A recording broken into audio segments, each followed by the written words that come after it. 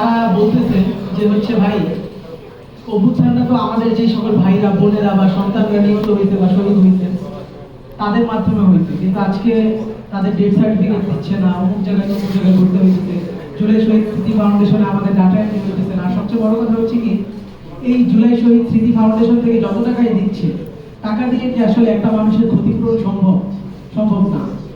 আর 24-এর অভ্যুত্থানটাকে ধরে রাখতে কি 24-এর অভ্যুত্থানে যারা যারা শহীদ হয়েছে তাদের স্মৃতিটাকে ধরে রাখতে আমার কাছে মনে হয় যে স্মৃতিস্তম্ভ, পাঠাগার, এরপর আর এক ভাই বলতেছিলেন যে হচ্ছে তাদের স্কুলে কিছু প্রতিষ্ঠান তারা হচ্ছে তাদের নামে নামকরণ করছে, এইভাবে তাদেরকে আমরা স্মরণ রাখতে পারি।